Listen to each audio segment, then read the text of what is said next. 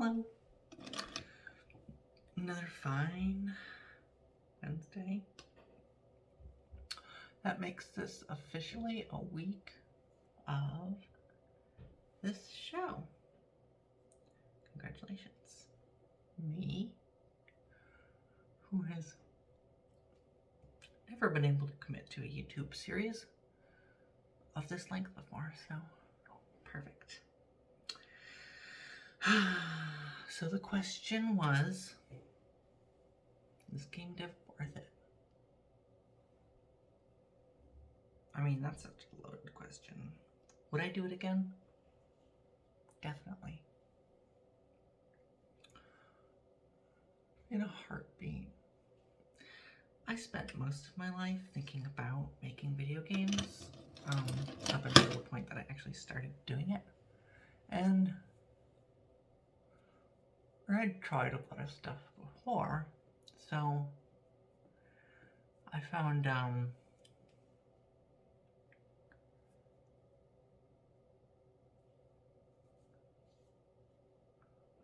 book at home that was like basic games that you can make at home.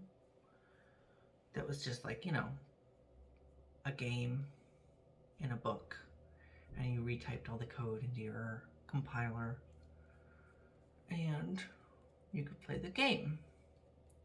So you're supposed to like do this, and it gives you like sort of something to mess around with, I suppose.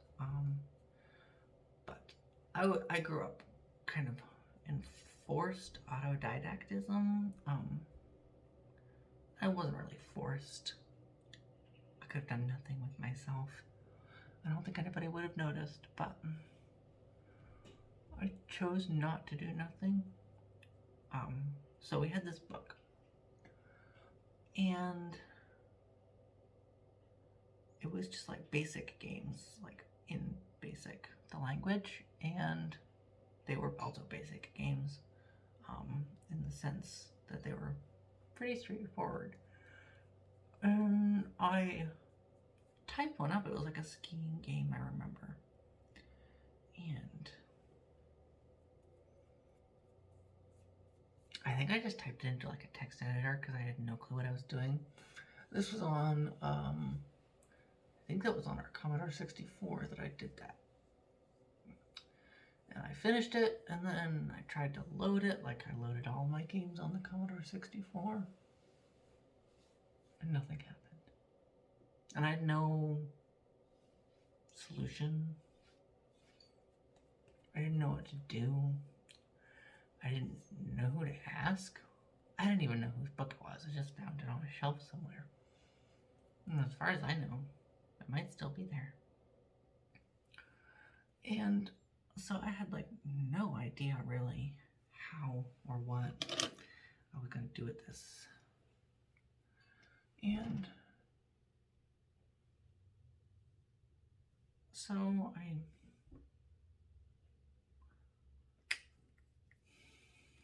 kind of fizzled after that, as kids are wont to do.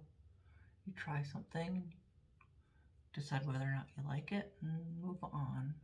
And sometimes you come back to things later. And what is it? There's a comic about board games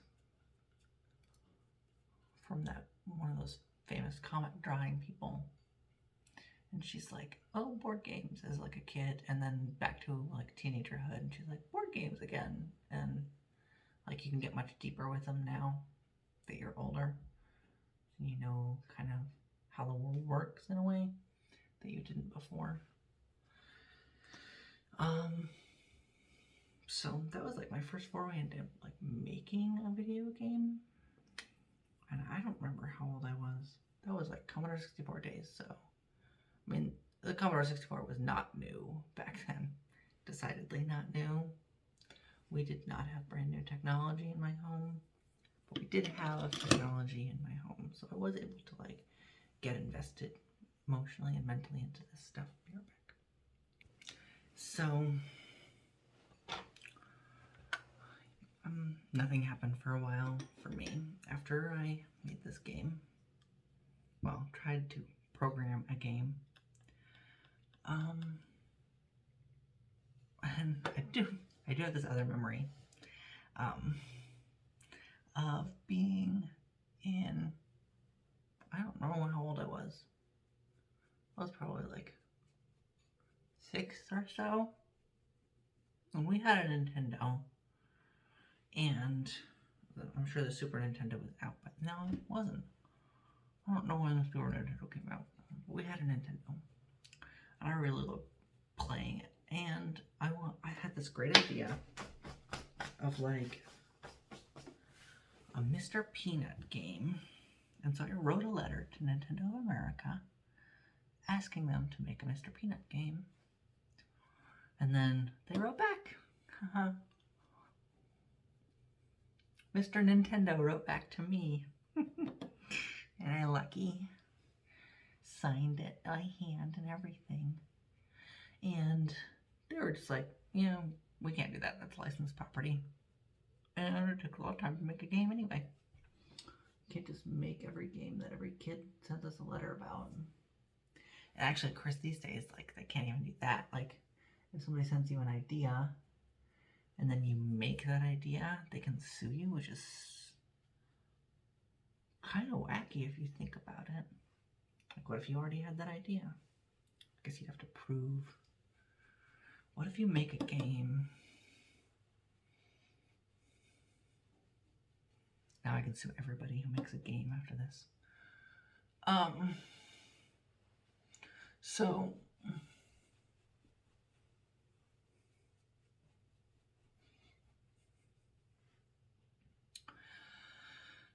I wrote this letter, and then again, nothing happened in my life. The history of making games for Calla.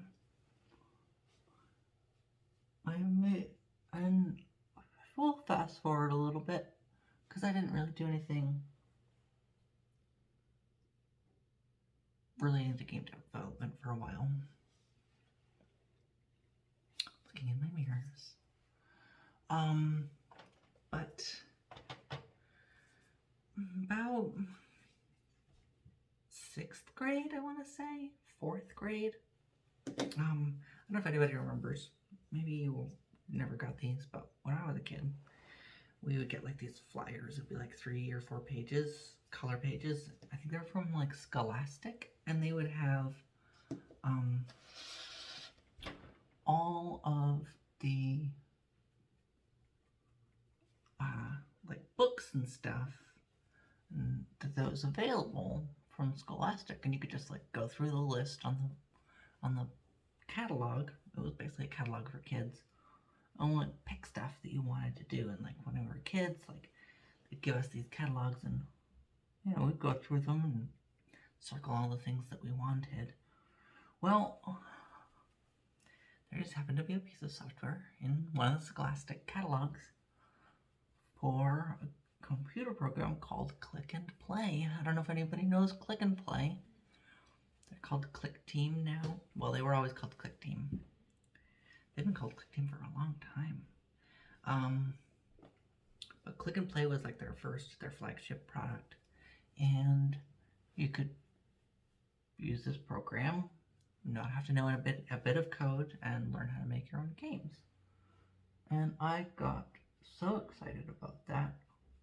My parents actually bought it for me. Amazing. So my parents bought me this Click and Play game, and I was obsessed with it for a really long time, like 7th grade, 8th grade. I was part of like an online community of Click and Play people who we were on like MIRC, which was like the precursor to Discord, I would say. I think they're the closest in relation to each other as far as like experience goes, because you could be like in different channels, and then which were like servers, and just talk to people and have conversations. And some servers were very big, and some servers were not so big, and the big servers are always, even Discord, just a pain to be in. So then that's how I got involved in the cultural aspect of being a game development person. I made like some games in Click and Play. I didn't really know what I was doing, so I never did anything good.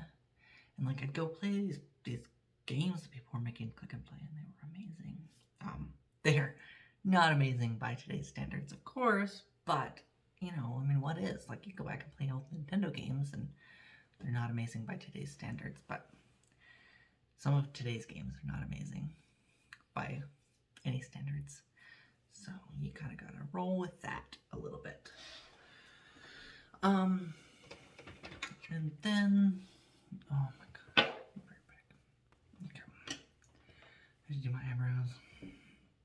You're welcome. So I got involved in game dev then as like a community thing, and I had a lot of ideas for games, but like every time I'd sit down to make one, I struggled. I didn't know where to start. I had no art. All of the classic conundrums that come with making games. That just, it's difficult. Making a game is not for the faint of heart. Especially if you're going to do one by yourself, you're going to do all the music by yourself. And a lot of these click and play games, it was all, I mean, music was MIDI back then. You really couldn't do CD audio soundtracks like Myst was doing.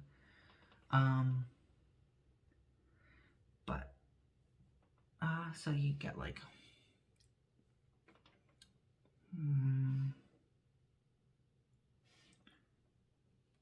what's the one that I always heard in video games back then?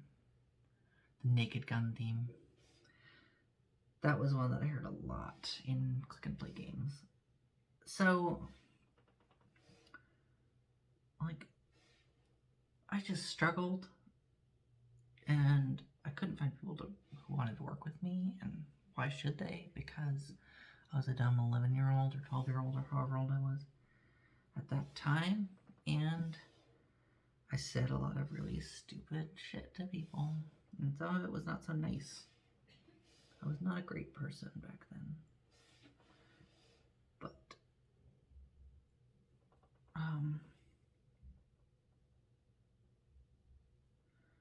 I grew, and I got older, and I fell away from the community. I don't remember what happened. I think I just grew up. And I still have some of the friends that I had back then. There were some people, I still talk to them a little bit here and there, but not a lot of them are still making games. So a lot of them are still in computers, which doesn't surprise me. But it was, I think I just learned a lot back then. I learned a lot about myself, about what would make me happy, and about video games, and how hard they are to make, and how you have to kind of decide to have a commitment.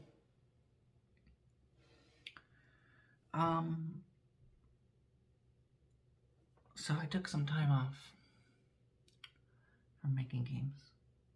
20 years? 25 years? No, wasn't that long. Probably about 20 years that I took off from making games. And I went to college, and I studied writing, and I studied English, and I studied music, and I wrote a bunch of songs, and I took some painting classes. I tried to learn how to draw.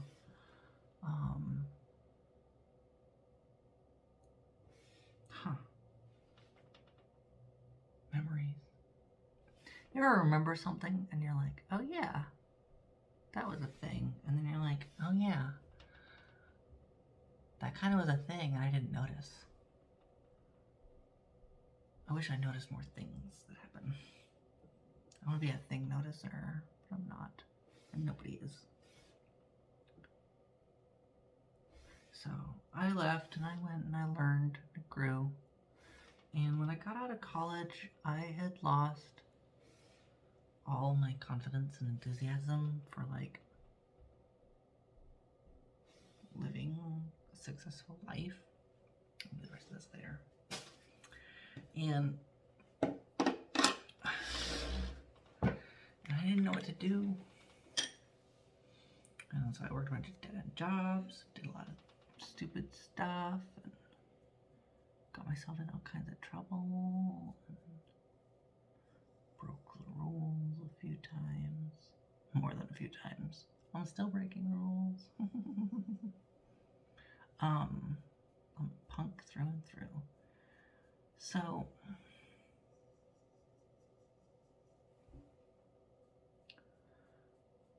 I lived a boring,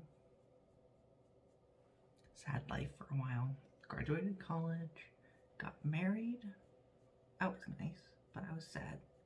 I wasn't myself.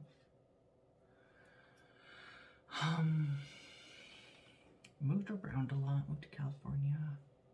And when I got to California, I started getting more involved in like following other game developers online.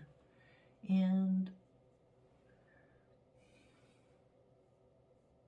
I just wanted to like play fun games, because like a lot of games aren't very fun for me, especially 3D games. Everybody wants to make a 3D game, and I can't stand 3D games. I'm sorry to say that out loud.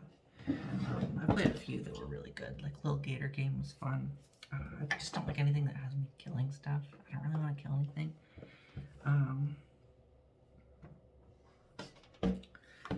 But I'm just gonna go simple. Go light or go home. I'm going home. Yes. And then I found this game, The Waking Cloak, and I don't know why it jumped out at me specifically. I think I remember what happened.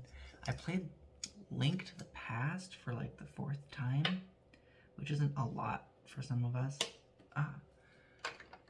And I was just like in a groove, like I beat it and I was like, yeah, I want to play another game just like this because this is so much fun. And so I went online and I was like, what are some good Zelda likes that are out there? And I found this game, The Waking Cloak.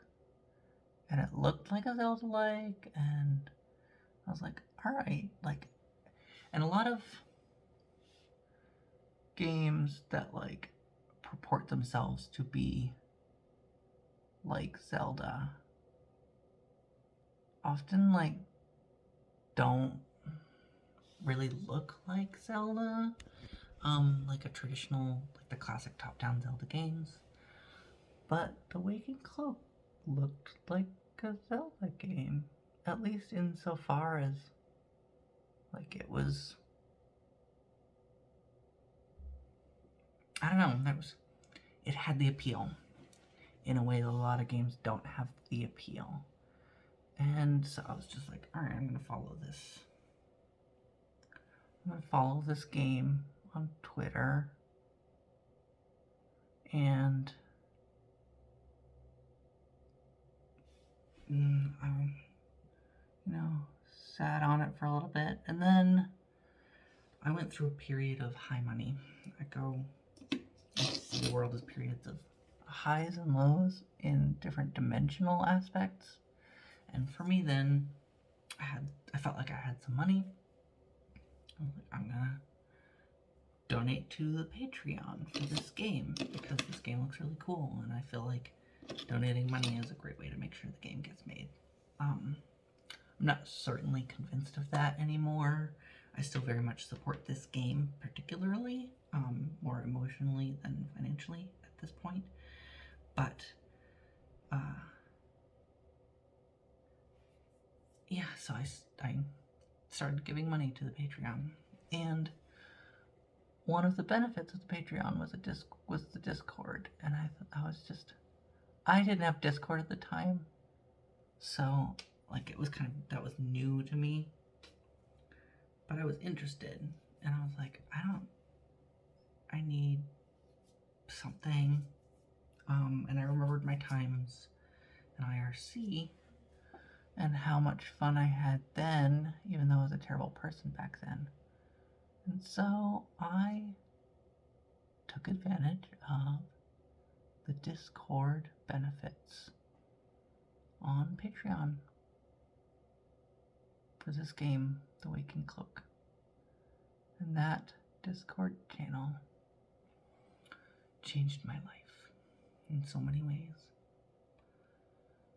Ways I can't even fathom myself, in ways that I can't describe, and in ways that I can describe but I won't. But being there in that community still makes me really happy. And I'm still very excited for this game that 4 years later is still being worked on. But it's solo development, so it's gonna take time. Could be 10 years from now. I don't care. I'm here. I'm here in the long haul. So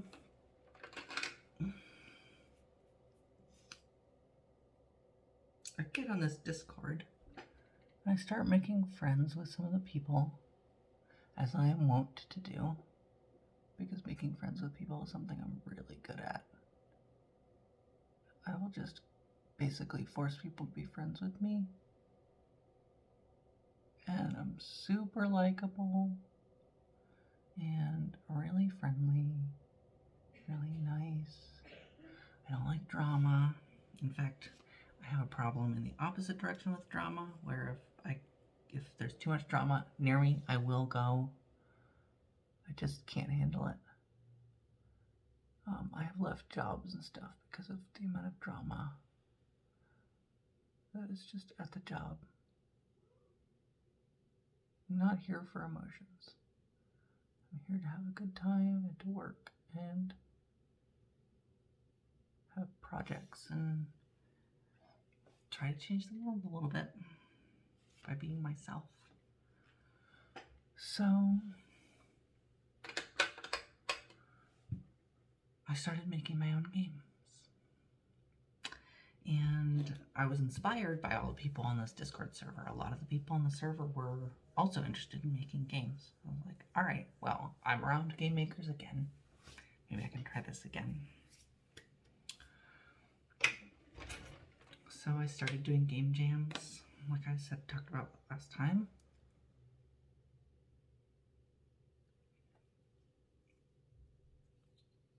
I started doing all the things I needed to do. I got Construct, which reminded me of Click and Play. That was a terrible decision because it reminded me of all the things I didn't like about Click and Play. And then I started working with Godot. And I broke. Everything sort of cascaded onto me from there. Because now I'm making like a full-fledged game.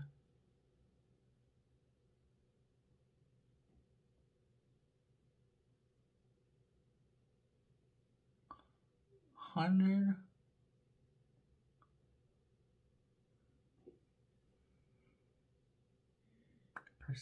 game.